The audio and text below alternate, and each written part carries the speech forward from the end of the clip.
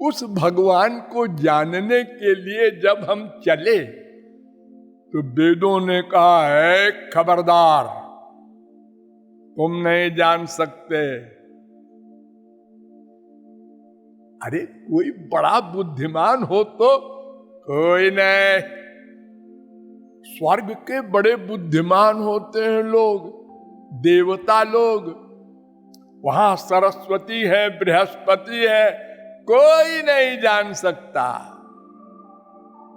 अनंत कोटि सरस्वती बृहस्पति नहीं जान सकते। क्यों?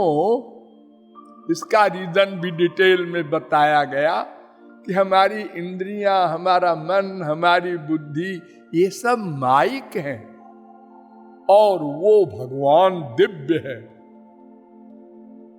उसका शरीर दिव्य, उसकी इंद्रिय मन बुद्धि दिव्य, वो स्वयं भगवान है, उसका शरीर भी।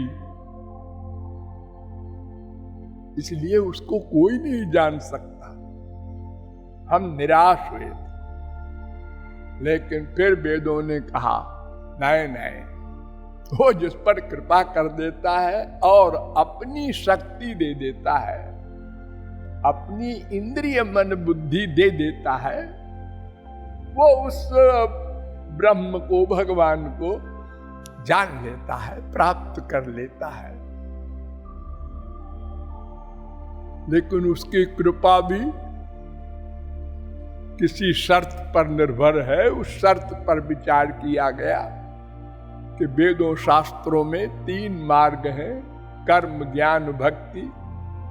तो कर्म तो बंधन कारक है ही है, वो तो स्वर्ग के आगे जाता ही नहीं। ब्रह्म के 2 स्वरूप हैं, एक निर्गुण निर्विशेष निराकार और एक सगुण सविशेष साकार। इसलिए 2 मार्ग प्रमुख हैं।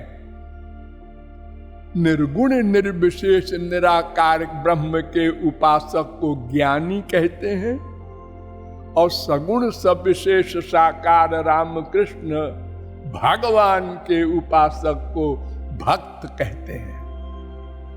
दोनों ही भक्त हैं। एक को यूं कह दो अभेद भक्ति करने वाला है ज्ञानी,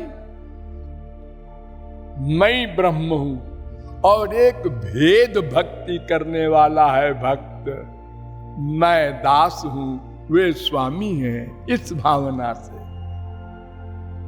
तो इसमें ज्ञान मार्ग की साधना का अधिकारी इतना बड़ा होता है, योग्य होना चाहिए कि पहले ही मन पर पूरा कंट्रोल हो, तब प्रवेशिका में प्रवेश करेगा। और फिर भी आत्मज्ञान के आगे नहीं जाएगा, ब्रह्म ज्ञान नहीं हो सकता, और ब्रह्म ज्ञान के बिना मोक्ष भी नहीं हो सकता, माया भी नहीं जाएगी, तो फिर आनंद मिलने का प्रश्न ही नहीं।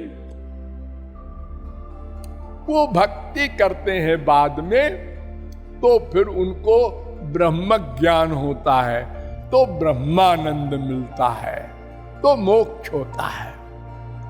और जो नहीं करते वे लोग फिर माया के बंधन में आकर 84 लाख में घूमते हैं।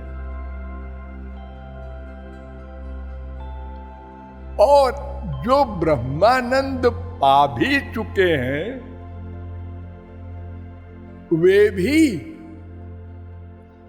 प्रेमानंद में विभोर हो जाते हैं, अपना ब्रह्मानंद त्याग देते हैं।